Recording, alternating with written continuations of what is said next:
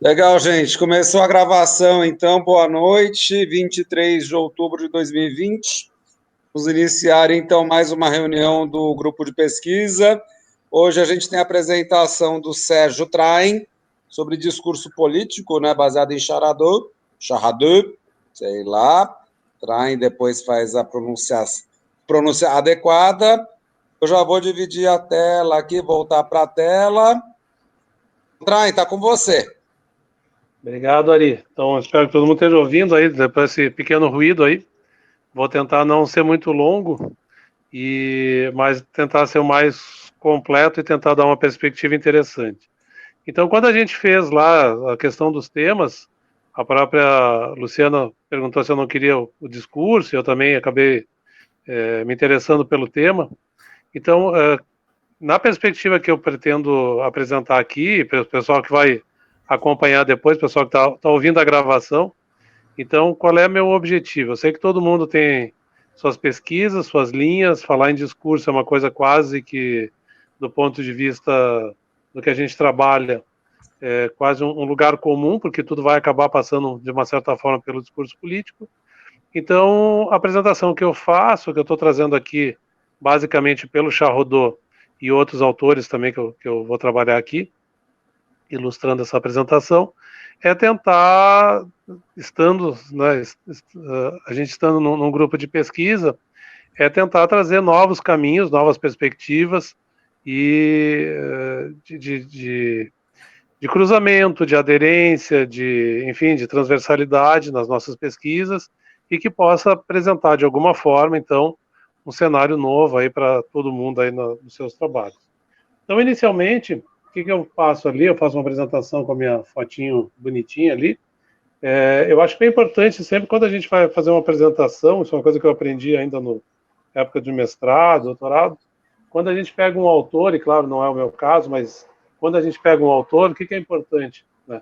A gente tentar saber, primeira coisa, qual é o ano que foi produzido aquele livro e qual o contexto que cercava o autor, porque a gente começa a entender muita coisa. Então, muitos autores que a gente trabalha na comunicação, eles são oriundos ali, tem vários autores dos anos 50, por exemplo, dos anos 60, porque pegavam um período pós-guerra mundial, sobretudo nos primeiros estudos sobre a comunicação política, persuasão e outras questões. Então, no meu caso, eu venho trabalhando com esse tema da linguagem, coisas em torno dela, tanto do ponto de vista empírico como do ponto de vista teórico. Então, eu fui muitos anos redator em agência de publicidade, o que não me torna, evidentemente, um expert, mas sempre tive interesse, acho que desde a época da escola, a matéria que eu mais gostava sempre era língua portuguesa, para fazer redação, eu gostava muito dessa parte.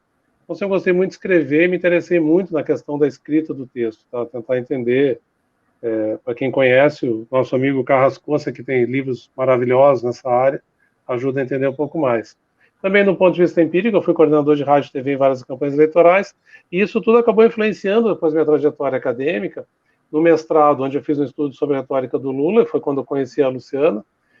No doutorado, depois, um estudo sobre a estrutura linguageira das placas de obras, essas placas que são colocadas pelas administrações públicas, que ficam, às vezes, 1, 2 anos e são tratadas com certo descaso até, tem uma linguagem melhor e uma possibilidade de comunicação melhor que o Aldoro, por exemplo. Então, essa questão da estrutura linguageira vem do Charrodot, uma expressão que ele utiliza.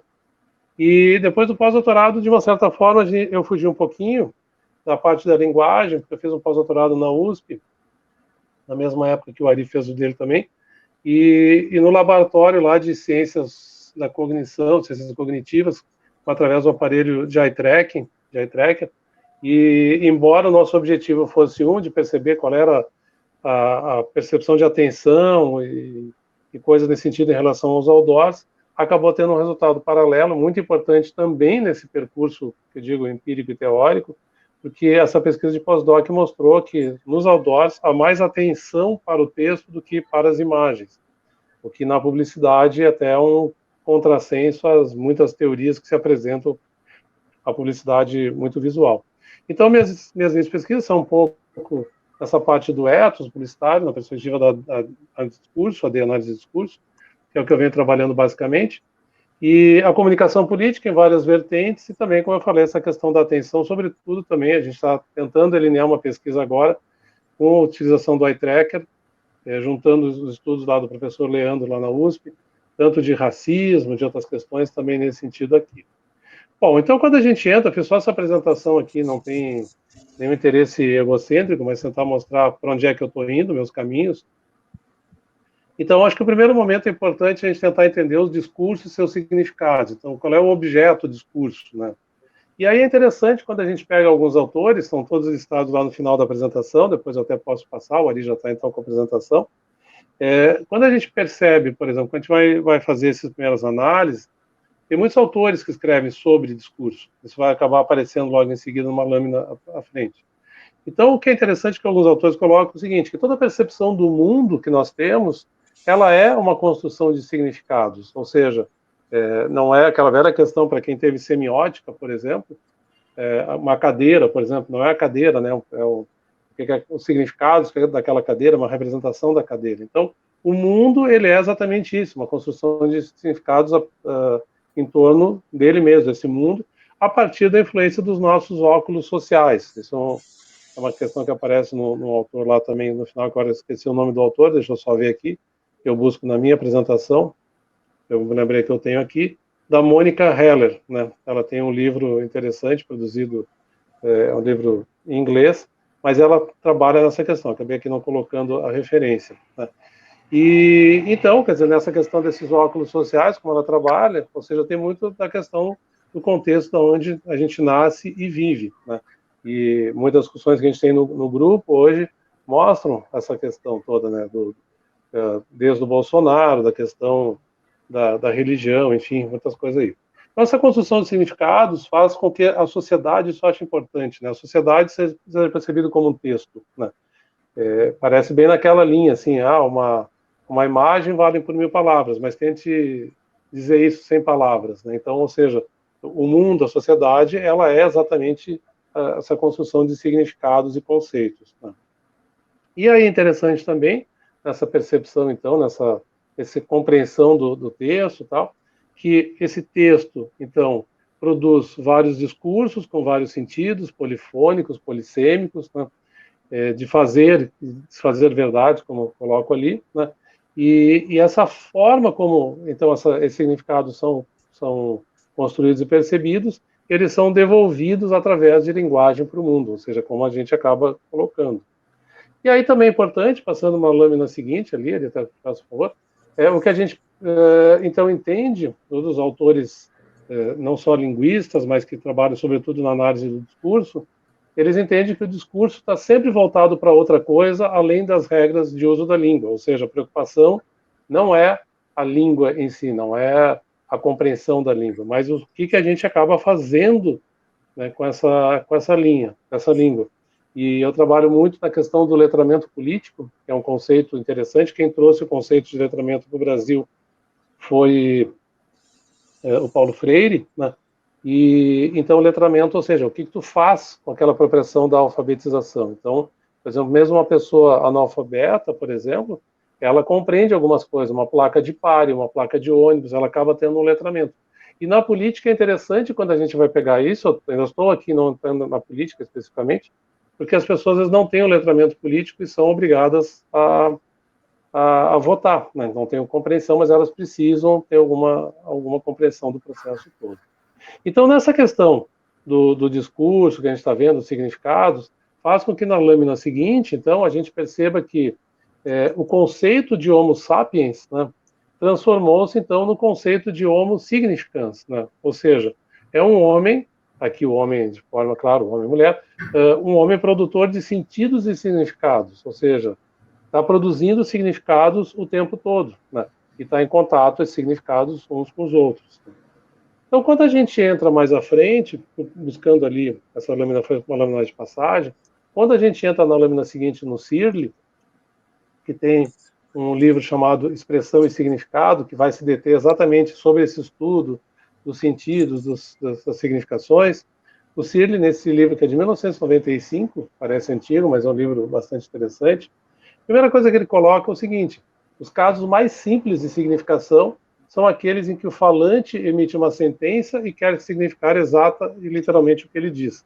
Por que ele coloca isso? Porque a base do livro dele é como as pessoas se comunicam, não necessariamente sendo literais. Então, por isso que ele faz essa definição, que esses casos são simples, ou seja, pode fechar a porta, o exemplo que está no livro, você pode fechar a porta, não há um outro significado. Né? Eu posso até entender, pensar, bom, ele quer que feche a porta porque está com frio, quer ficar mais isolado, mas a pessoa entendeu aquele pedido, aquela ordem, aí, claro, depende de como foi feito também, né? Mas o que ele coloca, ou seja, que nem todos os casos de significação são tão simples. Por exemplo, como ele coloca, em alusões, insinuações, ironias e metáforas, essa significação da emissão do falante e a compreensão da sentença podem divergir em vários aspectos. E é o que nós temos, efetivamente, na política, quando a gente trabalha, no nosso caso aqui, como pano de fundo. Né? Então, ou seja, o caso da política e desses atos de fala indiretos, em que o que ele chama um ato ilocucionário é realizado indiretamente através da realização do outro. O que seria um ato ilocucionário, como ele coloca? Eu dou ali o exemplo, que está no próprio livro. Então, um sujeito pergunta, vamos ao cinema essa noite? E o outro responde, tenho prova amanhã. Né? A pessoa não disse nem sim nem não, mas o fato de dizer tenho uma prova amanhã faz com que o sujeito que perguntou pense, bom, uma prova é algo importante, faz parte da compreensão, faz parte dessa comunhão de significados. Então a pessoa, bom, se ela tem uma prova, imagino que ele tem que estudar, ele não pode ir ao cinema. Né? Então é um livro que ele não é tão fácil, mas ele dá essa base inicial para a gente entender essa questão do significado e para onde a gente anda. Mais à frente, na lâmina seguinte, quando a gente recorre, por exemplo, a outro autor importantíssimo, e aqui eu estou pegando apenas duas frases, né, duas citações do Foucault, né, grande Foucault, com quantidade enorme de contribuições, num livro também de 95, e claro, quando eu trabalho, o 95 é a edição que eu estou trabalhando aqui, né, que significa a edição original. O Foucault trabalha, aqui eu trago duas citações que eu acho importantes, ou seja, a história, ela sempre foi construída por batalhas discursivas, né? Ou seja, tudo que a gente está vendo, essa questão do significado, e o que se dá são as batalhas discursivas, não? Muito mais do que a batalha de guerra. Claro, a batalha de guerra, um tiro, coisa do tipo, a pessoa morre, mas assim, sempre há uma batalha discursiva nesse sentido. E, ao mesmo tempo, né, o Foucault coloca a nossa civilização, apesar de, então, venerar o discurso como algo importante, então, desde a época da Grécia Antiga, de Aristóteles, por exemplo, Platão, então, nossa civilização, apesar de venerar o discurso, tem por ele uma espécie de temor. Eu acho interessante quando o Foucault coloca isso, né, esse temor. Né? Claro que a gente poderia ir mais a fundo, mas eu não vou acabar me aprofundando mais nessa questão do temor. Mas, ou seja, esse medo de como as palavras podem ser usadas em determinados contextos. E aí a gente vai... Oi? Só deixa eu te fazer uma pergunta, porque Claro. desde o slide anterior, assim, tem um tema que está me interessando bastante. Claro. O que acontece? A questão das narrativas, elas estão, parece que mais presentes do que nunca. Não que elas não estivessem presentes anteriormente, mas parece que elas ganharam uma relevância maior porque há uma completa desconexão com a realidade, um mundo sensível com os fatos. Então, assim, essa questão de narrativa, pelo que eu estou lendo, parece que ganha muito mais projeção do que a questão assim do real versus o ficcional em última instância. Que a narrativa ela pode ser baseada em fatos, baseada em algo fictício. A questão do fictício está muito forte. Você percebe que há alguma vertente nesse sentido, em relação, por exemplo, ao discurso populista e descolamento da realidade, a questão da pós-verdade, a questão das deepfakes. Então, o que me parece cada vez mais a narrativa vai ter um peso maior do que os fatos em si. Ou você acha que eu estou muito pessimista? Não, eu concordo contigo. Até a gente vai ver mais à frente, bem mais à frente lá, eu trago um outro autor, que é o Javier Del Rey Morató, não sei se alguém conhece, e ele trabalha ele criou o conceito dos jogos de linguagem. E aí são vários jogos, são muitos e tal. Eu vou passar muito rápido, porque não daria nem tempo, assim, porque só os jogos de linguagem por si só seria uma aula, digamos, de doutorado de umas 4 horas, então, e ainda assim não daria conta do tempo. Mas eu concordo contigo, porque quando começou a falar, me lembrei de o Goebbels tinha uma frase na época da propaganda nazista que ele dizia: muito mais do que conquistar prédios, o importante é conquistar as ruas, né? E é interessante que essa frase ela se faz muito presente já nasquelas manifestações de 2013. As pessoas queriam conquistar as ruas, queriam ir para as ruas, queriam marchar nas ruas. E eu acho que a mesma questão, assim, de o que a gente vê agora é exatamente isso, ou seja, a narrativa tem que estar presente nas ruas, né? Ela tem que estar presente nos meios, nos canais e tal. Muito mais do que o fato em si, né? A gente vai ver mais à frente isso, quando eu falei, não só nos jogos de linguagem, quando acaba a linguagem sendo um instrumento da comunicação persuasiva, né? Então, ou seja, tu vai dar, quando a gente pega assim, a questão da desvirtuação, o exagero em determinadas informações, em determinados fatos, acaba sendo bem importante, né, nesse sentido. Eu acho que tu está muito correto, né? E assim, esses elementos como insinuação, etc., você pega as definições de pós-verdade, fake news, estão muito correlacionados.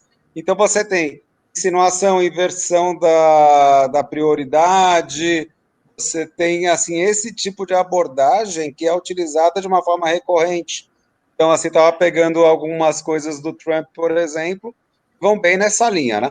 Enfim, segue teu barco aí, depois Sim, qualquer sim, coisa vai mas, tirar. mas eu acho que até o exemplo do Trump é bom, porque os Estados Unidos, que são muito acostumados com guerras, né? Quantas guerras foram criadas, né?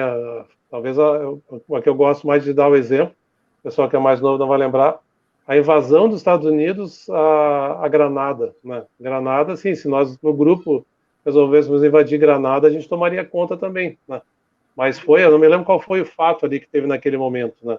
Por isso que eu recomendei aquele, entre vários outros, o filme O Mera Coincidência, né? Porque se cria uma guerra exatamente para sair, né? Para arrumar um outro assunto, criar uma nova agenda, né? Alguma coisa nesse sentido. O Trump ainda Não, tem 10 dias, né? Mas enfim, vai lá. então, assim, aí seguindo, passando do Foucault, que eu falei rapidamente, com todo respeito ao Foucault, assim, uma pena, eu trago também nesse plano das definições, aí no campo definitório, um livro do Charrodot que chegou para mim ontem, faz 2 meses que eu encomendei esse livro, e era o único que eu não tinha dele, o Discurso Político, que é muito bom, casualmente é o tema dessa apresentação, e é um livro que eu recomendo, assim, excelente, né, porque ele até reúne de vários outros autores. E ele utiliza essa palavra política, que entenda assim, não é a palavra política, não é a palavra computador, não é a palavra parede, né? Não, ele junta tudo, como se tivesse hífen, só que no livro ele não coloca com hífen, mas enfim, a palavra política, né, no espaço social, ou seja, que é o que tu falava, Ari, exatamente o que tu falava, né, a questão das narrativas, né, que elas estão presentes, ou seja, quem está presente como o Charrodot chama de palavra política, como tu chamou, ou seja, as narrativas presentes no espaço social. A gente vê narrativas em várias áreas, né, em várias frentes, mas vamos pegar aqui no caso da política. Então, nesse livro, ele começa perguntando o que afinal se entende por discurso político, né? E é uma pergunta interessante, porque não só ele, claro, a gente vai pegar aqui, ele também cita isso, porque a política, o discurso político tem sido estudado pela filosofia, sociologia, psicologia, antropologia, ciência política, comunicação e outras áreas também, né? E não há um consenso e cada vez parece que vai aumentando muito mais nesse sentido. Então, para ele, né, para o Charrodot, o que ele entende, então, nesse objeto, o que vem a ser esse discurso? Ele entende que a palavra política torna-se uma prática social. E olha que interessante ele de novo, né? Ou seja, a narrativa, que narrativa é essa política? Ela torna-se uma prática social. Exatamente o que tu falou antes, né? Ou seja, a narrativa se tornando essa prática, né? E aí, como tal, né, essa linguagem e ação como decorrente dessa palavra política, dessa narrativa, elas precisam obedecer a 3 princípios, segundo, no caso, o Charrodot, né? Lembrando aqui. Então, primeiro que é o princípio da alteridade, ou seja, que sem a existência do outro, não há consciência de si próprio, né? Faltou próprio. Não há consciência de si próprio. É interessante isso. Tem o princípio da influência, ou seja, para que o outro pense, diga ou haja conforme a intenção do sujeito. Eu preciso que o outro exista para que eu faça a minha influência e, a partir daí, existe um princípio de regulação, ou seja, que se há uma influência, então ambos são levados a gerenciar a sua relação. E isso a gente vê muito, né, nas redes sociais, né, a gente vê muito nesses ambientes que são totalmente diferentes, por exemplo, dos antigos espaços, o antigo é por minha conta, desses espaços, por exemplo, os comícios, as reuniões de partidos, não tinha tanta essa narrativa, tinha uma narrativa, não dizendo que não tivesse uma narrativa, mas não havia tanto essa narrativa como uma prática social como adquire hoje, né?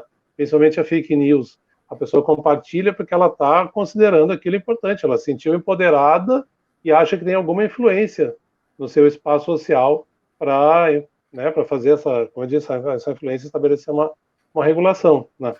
Então, entrando um pouco mais no nosso campo, para não ficar uma coisa assim muito ficar dando voltas, esse discurso na política, então é interessante a gente observar algumas questões, porque essas partes amarelas que eu coloquei, né, elas são, na minha opinião, mais relevantes, porque o mundo político, ele precisa tanto da informação como da comunicação, e aqui a gente vai separar, para quem é da comunicação, bem as teorias, assim, o que é informação e comunicação, mas o mundo político precisa tanto da informação e comunicação para a sua própria visibilidade social, né? Porque, diferente do que a gente tem na sociedade, até pelo distanciamento que as pessoas têm em relação à política, de não frequentar os espaços públicos, não participarem dos partidos políticos, não acompanharem os canais legislativos, por exemplo, né? Então, o mundo político, já que as pessoas não vêm até esses políticos, o mundo político precisa da comunicação e da informação para sua visibilidade social, né? Para saber, olha, eu existo, né? Ao mesmo tempo, a gente tem uma outra questão que é importante, porque o discurso político sempre esteve e está intimamente ligado ao conceito de poder e, por conseguinte, à manipulação.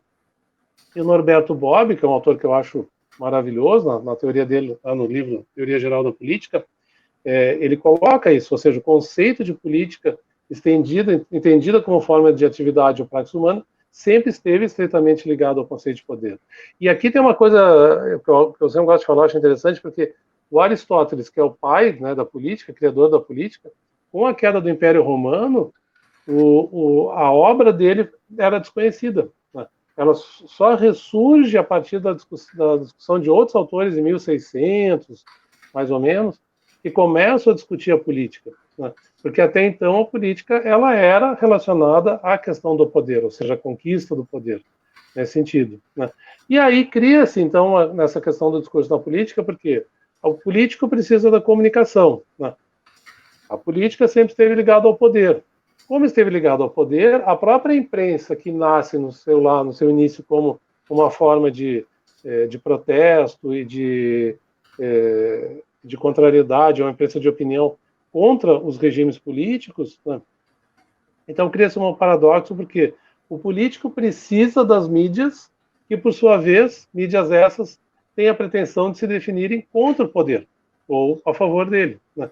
Então é interessante pensar aqui também essa questão esse discurso, tem um ajustamento aqui, e como, de uma certa forma, isso não só agora, né, mas como também, assim, alguns partidos sempre tentaram, o PT mais especificamente, o PT aqui em Porto Alegre tinha um programa que era o Cidade Viva, que procurava dar a sua narrativa, ele era um programete de 1 minuto, para não depender da mídia, né? Então, outras alternativas, e hoje as redes sociais, elas permitem muito mais disso aí, né?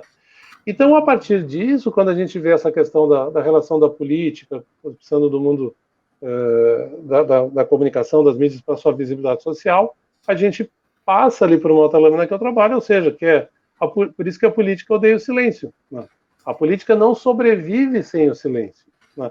Ela precisa de algo que não seja o silêncio, né?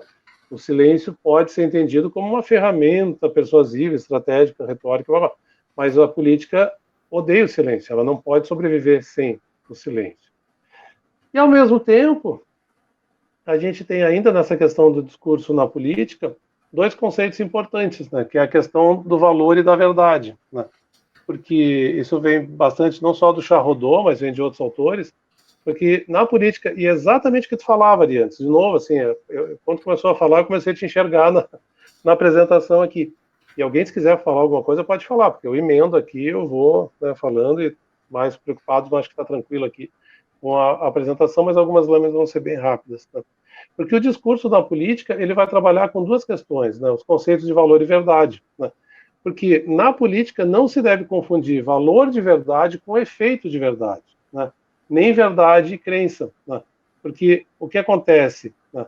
Verdade e crença, elas estão muito ligadas, relacionadas ao imaginário de cada grupo social, né? E isso é o que a gente está vendo hoje no Brasil, né?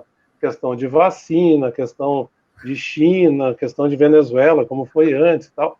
Ou seja, se cria um efeito de verdade que não é o valor de verdade, né? O Brasil não ia virar uma Venezuela, né? Mas se cria um efeito de verdade, né? Porque o valor de verdade ele não é da ordem empírica, ele se realiza através de uma construção, precisa de uma instrumentação científica, vai precisar de dados, coisa nesse sentido, né? E já o efeito de verdade, então, que a gente está trabalhando, ele vai mais para o lado do acreditar ser verdadeiro, né? De novo, a questão da narrativa, né? Vai dessa subjetividade do sujeito em relação ao seu mundo, e eu não diria não só a subjetividade, como quase um desconhecimento do sujeito, né? Não em relação ao seu mundo, mas do mundo que está em torno dele, né? Então, diferente do valor de verdade, que se baseia na evidência, o efeito de verdade baseia-se na convicção, né? E aí eu retomo de um livro que a Lu não tá aqui, né, nos acompanhando, espero que ouça depois. Tem um livro que a gente participou, foi editado lá pelo nosso amigo Wagner Dal Bosco, que era da Uno Chapecó. É um livro sobre marketing político, e a gente escreveu, cada um escreveu um capítulo, e a Lu, no capítulo que ela escreve, ela coloca, olha, por isso que o discurso na política tornou-se um sinônimo de mentiras, né? Por causa justamente desse efeito de verdade, quando tu vai ver que não é o que está acontecendo, né? Não necessariamente as pessoas sabem que não é verdade, mas elas tomam como verdade, né? E aí, só para fazer uma passagem que eu acho legal aqui, só no plano da contribuição, como eu falei antes, eu espero que esse material aqui que eu construí, ele faça sentido, o objetivo é isso, é tentar fazer sentido para as pesquisas de todos, né? Porque o Charrodot, num outro livro, então, no Linguagem e Discurso, ele trabalha nos tipos de discurso, que é a continuação do que a gente estava falando. Porque a gente tem o discurso informativo e o propagandístico. Ambos são voltados para o seu alvo, só que, no caso, no informativo, a gente tem o status da verdade, quer dizer, é o que já foi, né? Trabalha com dado concreto. No discurso propagandístico, o status da verdade é o da promessa, ou seja, do desejo que as coisas sejam. Então, de novo, o desejo de que não seja Venezuela. Não vai ser nunca Venezuela, né?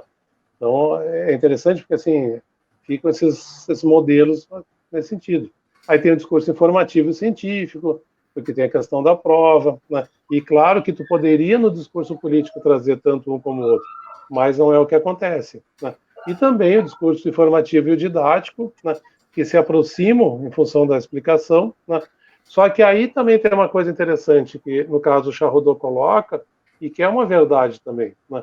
Porque quanto mais a explicação for precisa e detalhada, menos ela vai ser comunicável e explorável fora daquele campo que a produziu, né? Ou seja, eu não consigo transformar essa informação numa informação persuasiva e nem ter esse efeito de verdade, né? Ele vai se desmistificar, é o que hoje está correndo nas redes sociais.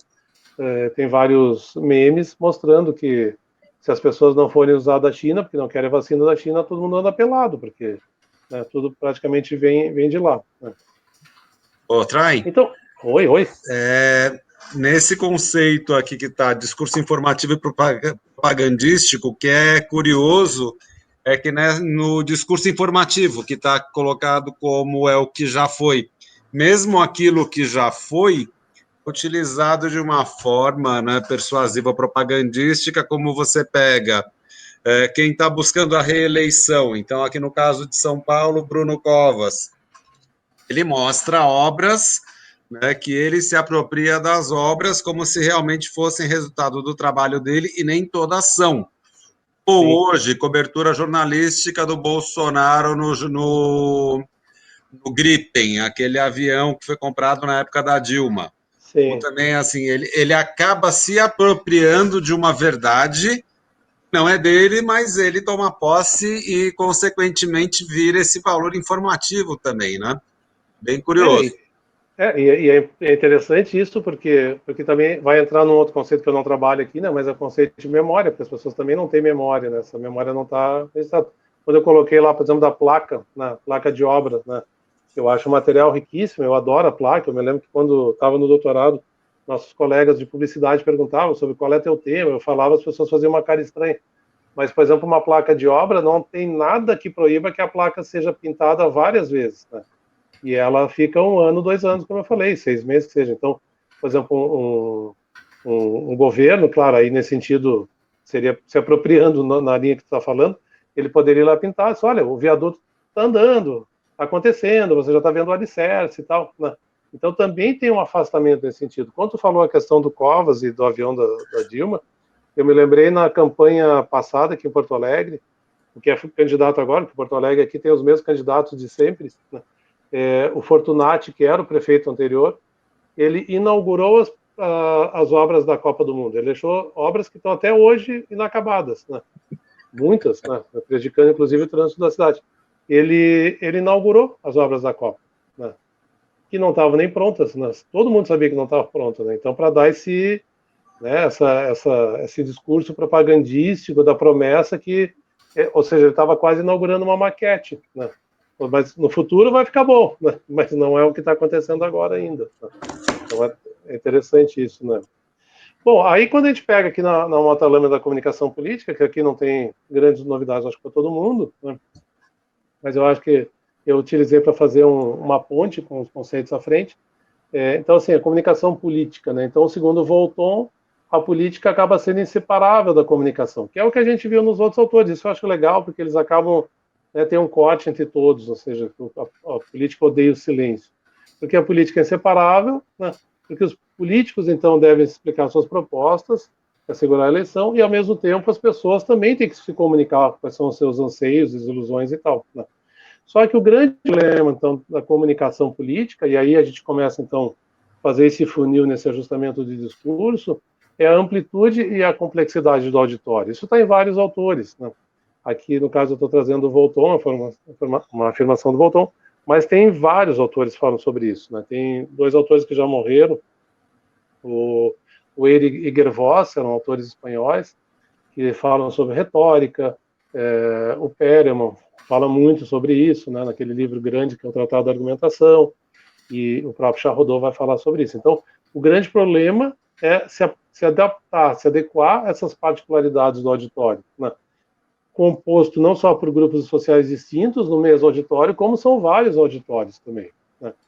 E aí, então, a gente começa, né, também nisso que tu está colocando ali, né, ou seja, a via racional, né, ela se apresenta como uma forma de um pensamento secundário, né, porque tu vai ter que ter toda uma construção lógica, de argumento e tal. E a via emotiva, né, ela se determina, ela se rege pelo pensamento primário, né, pelo pensamento associativo, não necessariamente pela lógica, né, e muito pela transferência, né, por proximidade, por similitude, por simultaneidade, né, e, sobretudo, pela associação simbólica e emotiva, né, ou seja, que vão aparecer em todas as definições de discurso que a gente pode pegar por aí, e na persuasão também, né.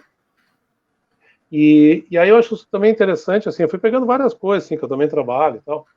O Luhmann, por exemplo, outro autor que eu acho legal, porque ele parte da hipótese, ainda nesse conceito de comunicação política, que justamente a sociedade não é composta por seres humanos, seres, não serem, né, ali seres, não por seres humanos, né, mas por comunicações, ou seja, pela forma como as pessoas se comunicam, ou seja, o laço social que se estabelece entre esses atores, sejam políticos, empresários, sindicatos, partidos, governo, tal, ou seja, essas comunicações que vão determinando essa formatação dessa sociedade, né? E por isso, então, segundo Luhmann, né, a sociedade então, é composta obrigatoriamente por atores, por papéis, por comunicações, né? E que nesse processo todo das comunicações, né, então, de novo, Luhmann e o Charrodot vão chamar de dispositivos da encenação, né? Porque a gente aqui está falando do discurso, mas não só o discurso verbal, como o não verbal também, né? Ele acaba sendo importante nessa parte aqui. Então, o não verbal é fundamental em vários aspectos, né? E aí, então, assim, avançando então um pouco mais, né, a gente dando continuidade aqui, de novo pelo Charles Rodin, no livro, então, O Discurso Político, ele coloca quais são esses lugares de fabricação do discurso político. É que eu acho muito interessante isso, né? Porque a gente pensa assim, o discurso político ele é fabricado no político, né? Na campanha eleitoral, né? Num debate, alguma coisa assim. E o Charles Rodin diz, olha, existe o discurso político como um sistema de pensamento, né? Ou seja, uma atividade discursiva que vai fundar um ideal político, que sirva de referência para a construção das opiniões e posicionamentos, né? E aí depende do país que a gente quer, depende da cidade, o estado, enfim, a região, né? Ou seja, mas é um sistema que faz com que as pessoas pensem sobre a sociedade. Existe um outro lugar de fabricação, que é o discurso político como ato de comunicação, ou seja, aqui muito mais associado ao pensamento do Luhmann, né? Então, ou seja, diz respeito a esses atores da comunicação política, cujo desafio, então, é obter adesões, rejeições, consensos, e aqui esses atores, de novo, não só os políticos, mas as pessoas que estão envolvidas, a mídia, né? E também existe o discurso político como comentário, né? Não necessariamente voltado a um fim político, mas é um discurso a respeito de um político, porém sem um risco político. Aqui o risco no sentido de prejudicar a imagem de alguém. Então, alguém que viu, pô, tu viu como o cara é alto, né? Casualmente, até o Fortunati que eu citei, o Fortunati, para quem me conhece, o Ari, a Luciana, mais pessoalmente, o Jefferson, eu tenho 1,92 e o Fortunati é bem maior que eu, ele tem 2 metros alguma coisa. E eu já vi nas ruas, assim, em praças, as pessoas, nossa, eu não sabia que ele era tão alto. Né? Se isso demanda em voto ou não, não sei, né? Mas enfim. Então, esse, ou seja, é um discurso como comentário, que não necessariamente vai fazer com que a pessoa vote naquela pessoa ou desgoste da pessoa também. Né? E o Charrodot completa ainda, quando ele faz esses lugares de fabricação, dizendo que, olha, esses lugares de fabricação não estão necessariamente separados um dos outros, né? Eles podem estar juntos o tempo todo. Né?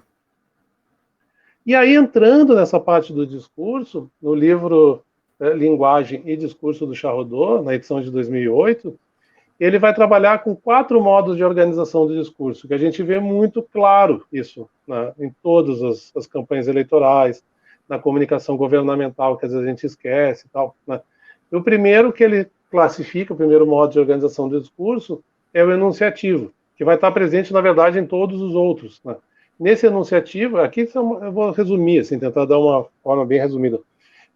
Mas no enunciativo tem o que ele chama de modalidade alocutiva, que é quando o sujeito falante impõe um comportamento ao interlocutor. De várias formas, pode ser um aviso, pode ser um pedido, pode ser, né, outras formas também de linguagem e tal.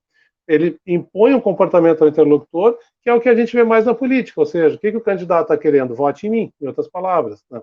A gente pode ter uma modalidade elocutiva, que é quando o sujeito falante enuncia o seu ponto de vista sobre o mundo, sobre o avião da Dilma, sobre a obra anterior e tal, mas sem que o interlocutor esteja implicado em uma tomada de decisão, o que não é o caso da eleição, né, da política, porque a pessoa está sempre sendo motivada a uma adesão, alguma coisa nesse sentido. Né? E tem também a modalidade delocutiva, que o Charrodot, então, classifica, que no caso é retomar a fala de um terceiro. Né? E a gente vê muito essa modalidade delocutiva nos testemunhais, na mídia, né? Nos formadores de opinião. Então, o sujeito se apaga do seu ato de enunciação, não implica o interlocutor, né? Porque justamente o papel daquela pessoa que está ali presente, fazendo aquela fala, é testemunhar sobre algo. Né? Então, isso nos programas eleitorais eu tenho visto só os de Porto Alegre, mas é muito comum, assim, os depoimentos, ainda que sejam falsos e tal, seja da própria equipe fazendo isso, mas a gente percebe ali, né? Outro modo de organização do discurso é o descritivo, né? Que vai aparecer em todas as campanhas, em todas as pessoas. Na publicidade ele é muito presente, porque tu vai ter três modalidades, ou seja, três pontos: o nomear, localizar, situar e o qualificar. Né? O nomear, o que é? Então, é dar existência a algum ser. Né? Não significa que seja um simples processo de etiquetagem, né? Mas, assim, consiste em fazer seres significantes no mundo, no momento que eu estou classificando. Então, de novo, na política, que a gente até vai falar lá na frente. Né? É o político, o pai de todos, o, o herói, não sei das quantas tal, né? O que resolve problemas. Tal. Então, esse nomear existe, assim como existe o nomear, no sentido de desqualificar o outro também. O localizar, situar, ou seja, é o lugar que esse ser ocupa no tempo e no espaço, né? Então, aí sim, é um recorte objetivo no mundo. Nas campanhas é bem isso: o cara é candidato a vereador, é candidato a prefeito, se já foi prefeito ou não foi, se está indo para reeleição e tal, né? E o qualificar, então, ou seja, isso aqui, para quem é de publicidade, é uma coisa bem relacionada com posicionamento também, né? Qualificar atribui um sentido particular aos seres, e aí construindo classes e subclasses. Então, a gente vê muito isso agora que já está mais ou menos quase na metade, né, da eleição, da campanha eleitoral. A gente vê assim: fulano é o único que é capaz de vencer Beltrano no segundo turno, né? Ou seja, tu começa a criar subclasse. Só o fulano lá não vai ganhar, não adianta, não vota nele, que é perda de tempo, né? Só para dar um exemplo, mas que a gente poderia de outras formas, né? Aí a gente tem o narrativo, que não é muito comum, no caso, nem na publicidade, por exemplo, e nem na política, mas o narrativo é quando a gente tem aqui, diferente do que o Ari, até igual o que o Ari falou, né? Quando a gente tem assim uma narrativa, né, a gente precisa que tenha um contador, alguém que seja ali um locutor, uma testemunha e tal, né, que está transmitindo alguma coisa. Às vezes, em campanhas, é muito difícil, mas às vezes a gente tem alguém que está falando, né? O candidato, sei lá, ficou doente, o programa de rádio, muitas vezes, é muito comum isso acontecer, de ter um personagem que fica falando: o candidato é muito legal, hoje ele não está aqui, mas ele está nas ruas aí, papapá e tal. Então, tem também toda uma construção e tem todas as categorias ali do Charrodot também. E, por fim, o que eu acho que mais nos interessa é o argumentativo, porque está muito relacionado, então, às técnicas de persuasão. Esse argumentativo, ele, segundo o Charrodot, parte de 3 modos: uma asserção de partida, uma asserção de chegada e a asserção de passagem. A de partida, ou seja, é um enunciado que eu vou proferir e que eu pretendo que haja uma consequência, né? A asserção de chegada significa o que deve ser aceito em função da asserção de partida, ou seja, por isso que eu tenho que ter um cuidado aqui para não ter efeitos de sentido diferentes. A pessoa tem que entender exatamente aquilo. Seja no caso do eleitor, o eleitor de com nível mais alto de ensino, ele tem que entender a mesma coisa que o da classe mais baixa, o rico e o pobre, ou seja, eu não posso ter sentidos diferentes, né, aqui, né? E a asserção de passagem, então, né, ela é fundamental, né, porque é o que, então, na análise de discurso, a gente chama de prova, inferência, o argumento e tal, sem o que não haveria, então, essa relação de causalidade entre a 1 e a 2 aqui, que são as asserções, no caso que eu falei, né? E aí a gente entra, então, né, eu esqueci de pegar uma água para mim, mas vamos lá. A gente entra, então, numa parte que é importante, então, para a gente começar a localizar tudo isso que a gente está falando aqui, nos recursos semânticos dos partidos, né? Ou seja, não são, evidentemente, todos, por exemplo, assim, tá, mas não tem lá o jingle, por exemplo, mas quais são os recursos semânticos que os partidos, e aqui partidos candidatos, eles utilizam? Primeiro, efetivamente, é do partido, que é a doutrina, ou seja, que é a ideologia do partido, e a gente tem falado muito fortemente sobre isso, não só aqui, mas em outros grupos também, que a ideologia pouco conta, a não ser, normalmente, na esquerda, ou agora, recentemente, no Brasil, na direita, né? Então, nessas sociedades, ou nesses grupos fortemente ideologizados, tem um papel importante, né? Nessa democracia midiática tem uma importância menor, porque ninguém vai comparar muito o programa lá, né? Mas é um recurso semântico que o partido tem. O seu programa, que normalmente é feito a cada 2 anos, às vezes até a cada 2 anos também, né? Então, os principais elementos que vão servir de guia para a ação é a comunicação eleitoral do partido, o slogan, né? Os símbolos, né, associados, as imagens do candidato, então, do líder com a família, com o povo, no trabalho, etc., né? E os recursos semânticos também têm que ser entendidos como esses jogos de linguagem que se estabelecem a partir das estratégias linguísticas, ou seja, a retórica, mais tipos de jogos, narrativas, que é o que a gente, então, está vendo aqui, e que não é uma coisa isolada, né? Mesmo que o candidato não recorra, não vá ter um estudo teórico, certamente o discurso daquele candidato ou dos seus recursos semânticos, ele está enquadrado em alguma estratégia linguística, né? Ou seja, a gente consegue, para fazer uma análise, para fazer um estudo, algo muito interessante. Eu vou pegar aqui o Pera, mas esqueci de botar o nomezinho dele aqui, mas acho que tem na lâmina seguinte, que eu acho que já começa a trabalhar um pouco melhor essa questão dessas figuras retóricas. O Perelman, por exemplo, ele trabalha com figuras da escolha, da presença e da comunhão, como eu falei, né? Já nesse entendimento desse discurso. Então, as figuras da escolha, um dos modos essenciais dessas figuras é a interpretação, ou seja, depois eu vou dar uns exemplos aqui, apresentado como um fato e percebido como uma figura argumentativa ou uma figura de estilo, ou seja, ele foi escolhido para reforçar a minha interpretação do meu objetivo final, do meu discurso, para a minha narrativa, né, como falou Ari antes. Tá? As figuras da presença, ou seja, tornar presente na consciência o objeto de discurso. Então, que figuras retóricas são essas que me permitem isso? E, por fim, quais são as figuras retóricas de comunhão? Né? Porque a pessoa que está falando, o orador, ele está tentando um compartilhamento com a audiência. Ele tem que falar alguma coisa que faça sentido para as pessoas. Então, aqui a gente vai ter nas figuras da escolha, vou passar rapidamente, depois que eu digo esse material fica para quem tiver interesse. Né? Então, assim, isso aqui são as categorias das figuras da escolha. Então, definição retórica. Né? Então, por exemplo, o candidato vai formular definições sobre o que seja a sociedade. É o que a gente vê muito do Bolsonaro. Né? Ele pode até não ser retórico, né?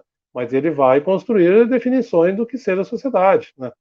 A perífrase, então, desempenha o mesmo papel anterior, só que vai substituir um nome por uma expressão, né?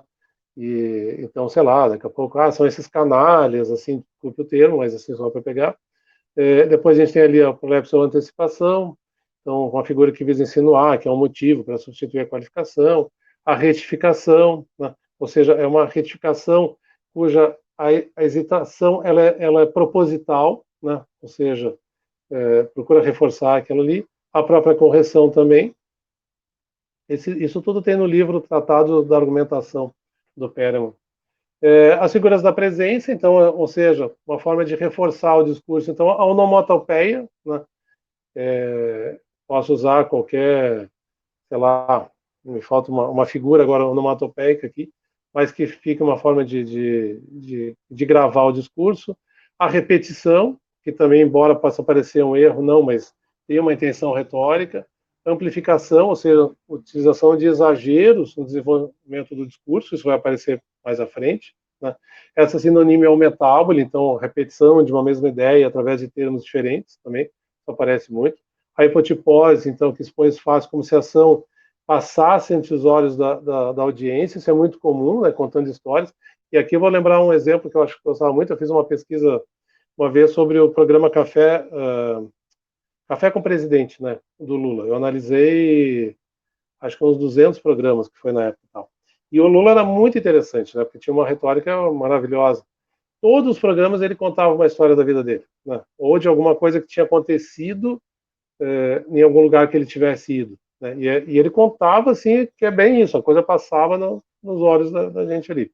E é uma análise do tempo, né, então, onde tem a substituição de um tempo verbal, permitindo esse vai e vem na argumentação, ou seja, que é tudo para gravar na cabeça das pessoas, né, para gravar, no caso, na mente do eleitor.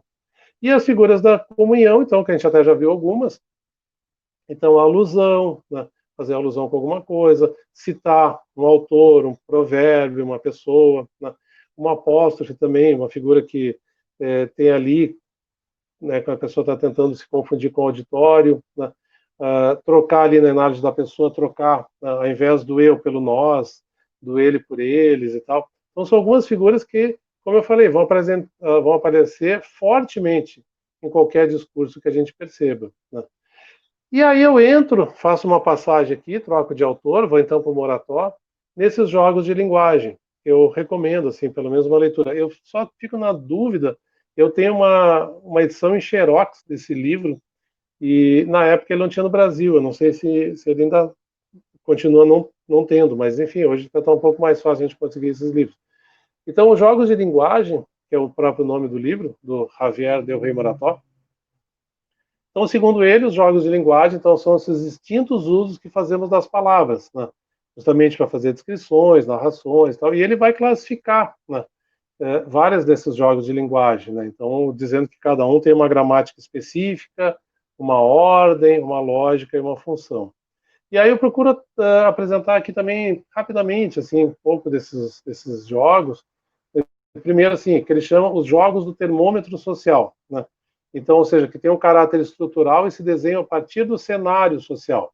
Então, ele chama lá, né? Algumas, assim, as traduções são minhas, então talvez possa ter um outro sentido, mas, assim, o jogo do oráculo, né? Então, a gente vê o jogo do oráculo, esse jogo de linguagem, porque as pesquisas se apresentam como definidoras dos papéis. As pesquisas, elas vão definir qual é o tipo de discurso que vai aparecer na campanha eleitoral, tirando proveito ou dizendo que a pesquisa mente, coisa do tipo. O jogo do convite, que quando, acho que no Brasil a gente não tem isso, mas quando determinado candidato exige que o adversário venha para o debate, né? Por que ele não quer discutir? Que foi o caso, talvez, do Bolsonaro, né? Ou seja, que as pessoas clamavam a presença do Bolsonaro na última eleição, né? Então tem o jogo da promessa oportuna, que a gente mais conhece bastante, ou seja, promessa vazia, né? O jogo do voto útil, baseado na teoria da espiral do silêncio, o próprio jogo da espiral do silêncio, ou seja, de não pensar como a maioria também. Depois tem os jogos da engenharia mágica, ele utiliza essa engenharia mágica, e claro, o livro é de 97, eu não sei se tem uma reedição depois. O que ele chama de engenharia mágica é que está associado às mídias, né? Então, as mídias permitem uma engenharia, segundo ele, de temas, palavras, adjetivos, linguagem verbal e não verbal, tal, justamente a partir, então, dessas possibilidades tecnológicas da e na mídia, né? Então, a gente tem o jogo da magia conceitual, né? Então, as pessoas determinam o conceito de determinados temas, da magia associativa, então, buscando muito adjetivos, né? Aquelas campanhas essencialmente muito adjetivadas e tal. O jogo dos temas, então, a conversão dos problemas em temas de campanha. Aqui eu me lembro quando eu trabalhava na Duda Mendonça, tudo tinha uma marca, a gente vai ver muito isso. Então, eu tenho assim, não vou ter um programa de tratamento dos recursos hídricos, né?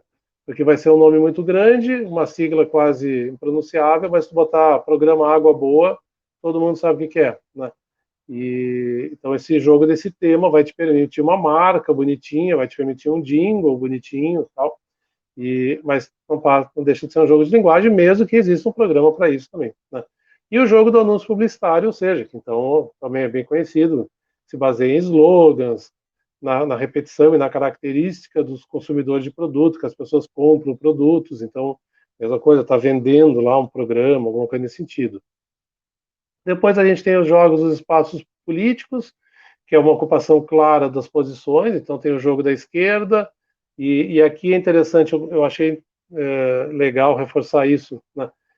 Porque durante muito tempo ser esquerda era legal, daqui a pouco ser esquerda não era legal, agora ser esquerda é legal de novo, né? Então tem o prestígio da palavra. O jogo da direita, jogo de linguagem da direita, também não era legal ser de direita, ninguém nunca queria ser, né? Todo mundo queria ser centro-direita ou centro-esquerda, uma coisa assim e tal, né? Só que hoje esse jogo de linguagem da direita se estabelece, isso até está no próprio Morató, estabelece uma posição de muralha, ou seja, como se a gente tivesse assim, a direita sendo a muralha da ordem e dos bons costumes. Então isso não vai acontecer, né? E um pouco no que a gente viu ano passado, retrasado, ou seja, o pessoal das federais anda pelado, é balbúrdia, não queremos que isso aconteça, né? Então essa muralha, claro que eu estou sendo irônico aqui, né? Então, pelo amor de Deus. Né? E o jogo do centro, que fica aquele espaço de mediador, né? Ou seja, eu vim para conciliar um, conciliar o outro, e é uma coisa que a gente vê bastante comum. Depois a gente tem os jogos da dramatização teatral, então, colocando dramas entre princípios antagônicos, então, o jogo das diferenças notórias, então, como o Morató classifica, que é nós somos os melhores, né? Aparece muito isso. O jogo da criação do adversário é uma lógica binária que tu escolhe quem é o adversário, né? Então, aquele que tu acha que quer para o segundo turno, acha que é mais fácil de ganhar, ou seja, tu passa a escolher o teu candidato. O jogo da atenção calculada, não me lembrei assim de um exemplo, mas assim de uma linguagem muito incendiária, não agregadora, colocando medo em tudo. Não lembraria assim, tentei lembrar de alguém se não conseguir.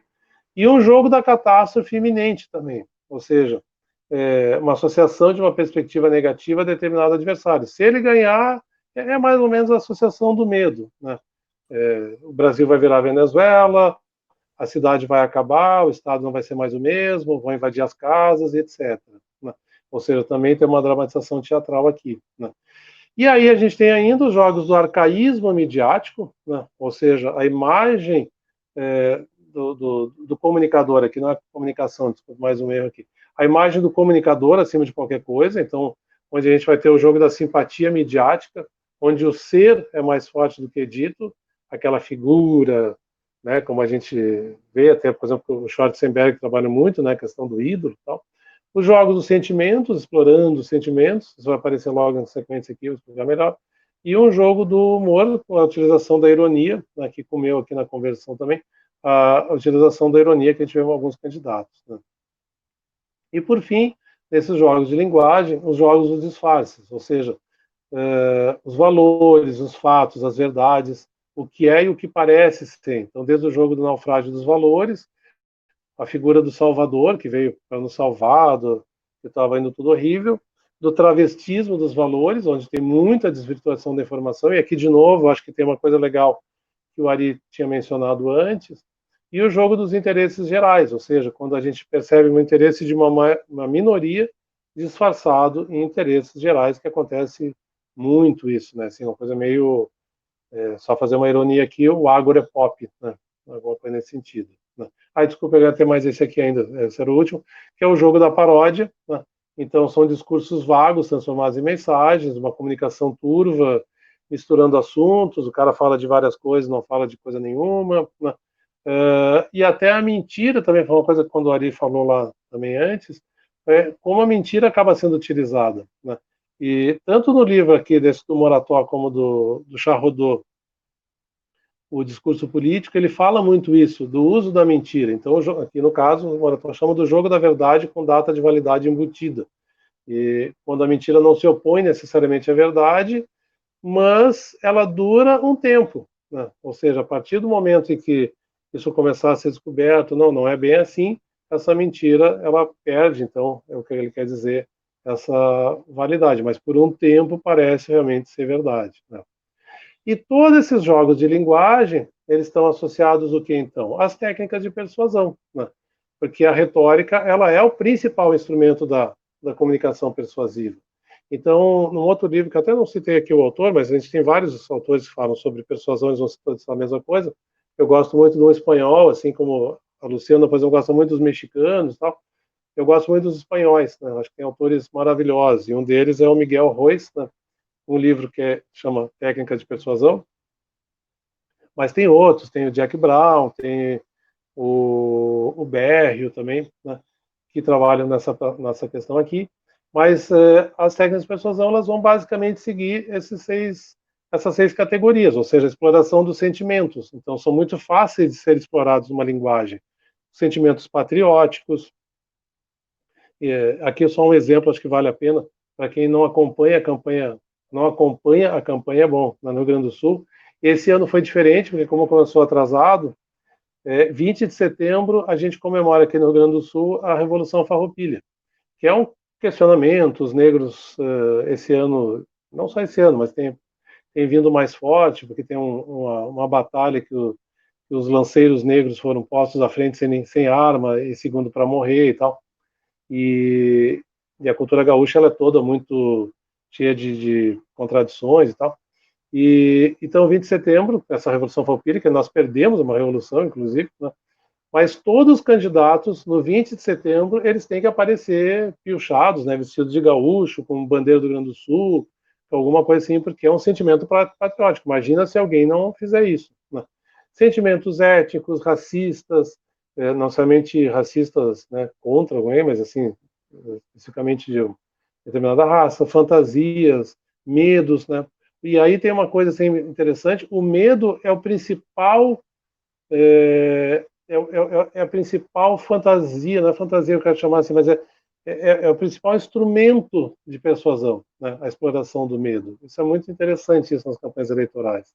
Depois tem a simplificação, que sempre reduz a 2 campos, o nosso cheio de valores positivos e o deles cheio de valores negativos, isso é bastante comum. Os testemunhais, que o autor vai chamar de influência do contágio psíquico, mas é um testemunhal, onde isso sempre houve. Até acho que na publicidade hoje, se a gente for observar, quase todas as campanhas hoje são basicamente com atores, pessoas conhecidas e tal, perder um pouco da criatividade, porque é uma transferência e uma influência do carisma. Um exagero e desvirtuação da informação, lá também como a Ari tinha falado, ou seja, uma substituição do sentido original por um sentido mais que interessa a nossa narrativa.